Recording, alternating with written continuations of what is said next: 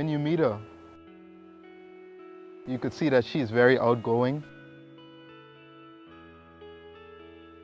just a genuine person who really loves people. I see that in her. She always wants to give. And so those qualities were things that kind of attracted me to her.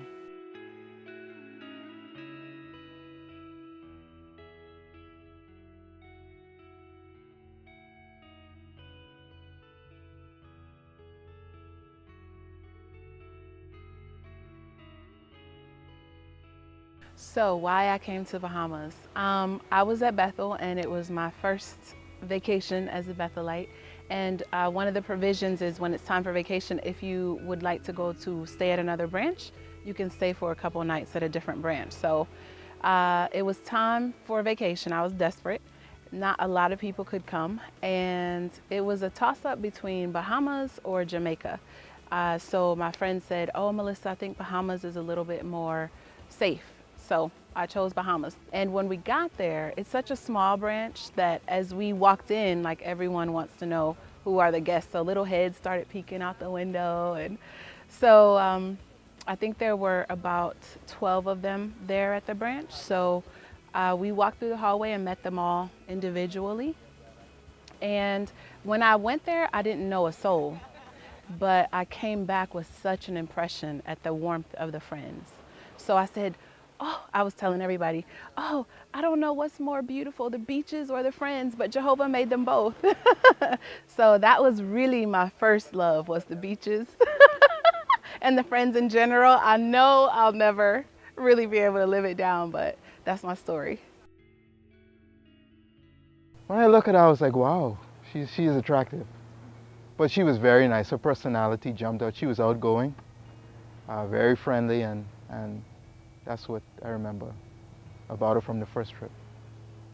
Just another nice brother. I didn't think too much about him romantically when we first met. Well, nothing, actually, when we first met. But I just thought he was very nice and very quiet. She had made numerous trips back to the Bahamas after her first trip in 2010. So I was watching her as she was coming back and forth and just seeing her personality. And then we kept in touch over Skype. And so the more I got to know her, the more I heard her, I saw that she genuinely loved Jehovah.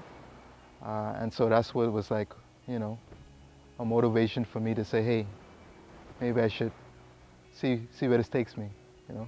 I just grouped them all together. They were all fun and nice, and we all hung out every time together that I came to Bahamas, and we all kept in touch over Skype. But I thought that Jerimey was young like the rest of them, so I wasn't paying him any attention. But then I remember they told me when he became an elder, so I was happy about that. So all of the friends that I had spoken with at the branch, her overseers, all the brothers at Patterson, they all spoke very well of her. They said that she was just a generous person, very nice. I got comments like she is a gem. And so I saw that for myself too. So those comments coupled with her actions, I was like, yeah, that's the one. Well, there's definitely one that sticks out in my mind. A memorable experience is when we had just started dating officially in February, and then in April 4th, he gave the special talk. So he had told me he was going to give it, and I thought, I think I'll go surprise him. But I was kind of going back and forth. No, you can't. It's too early. It's too soon. Don't do that. And I'm like, no, I'll do it. He's nice. So that was one that stood out. I totally shocked him. On a Thursday, he nearly had a heart attack.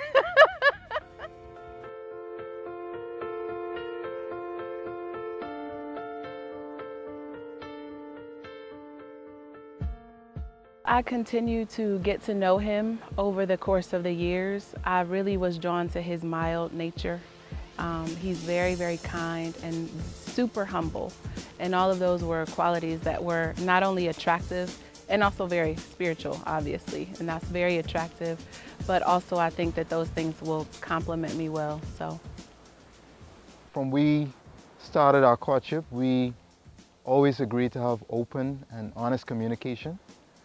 Um, so I don't know if I really plan to do it. I just plan to just be myself, just be honest, be open, and I think that's it.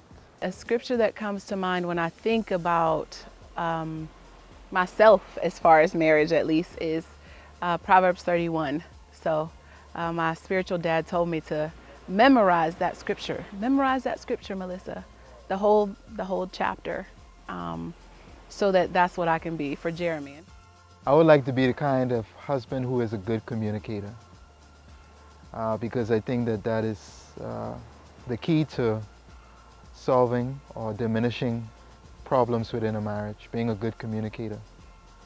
So I want to be able to understand her and know her and communicate with her so that we won't face a lot of those problems.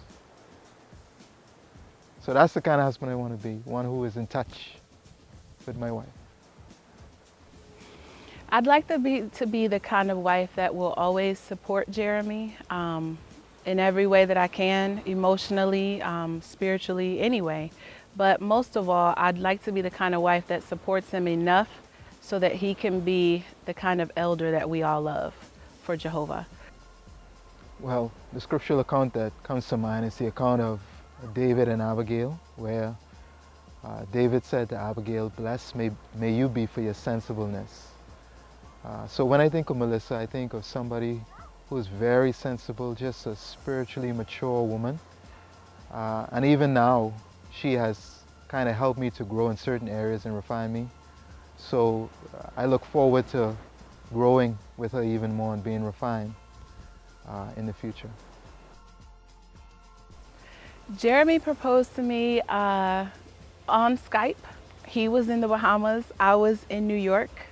I was at Bethel in the garment closet just before bedtime at 10 something at night.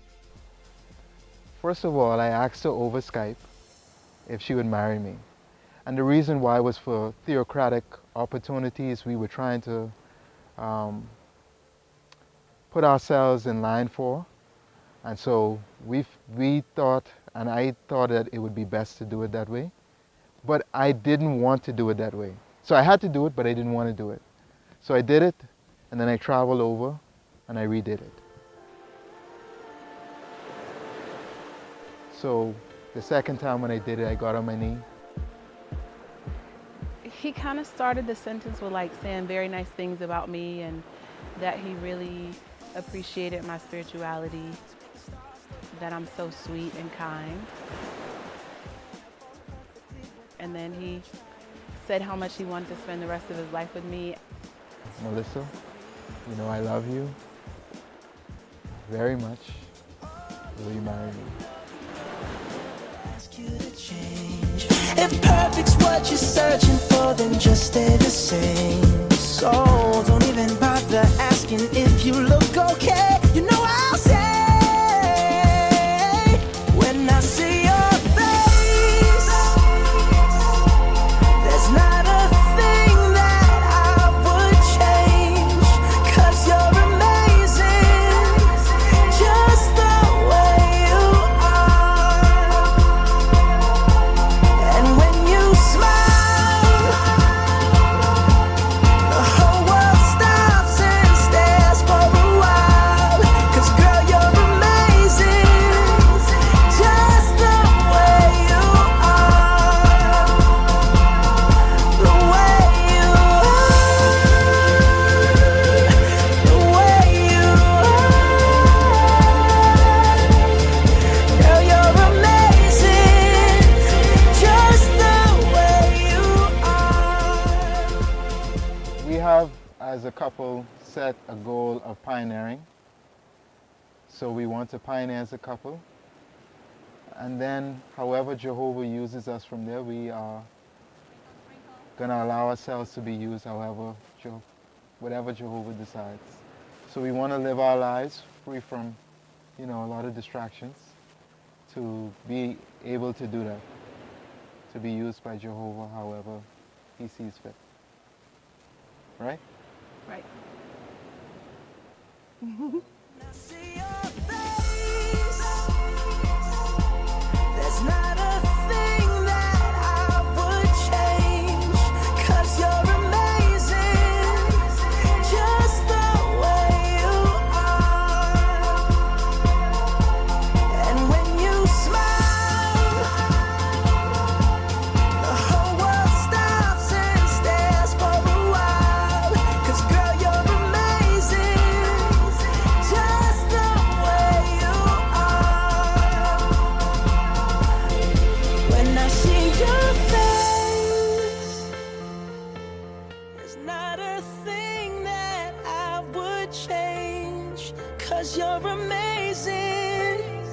just the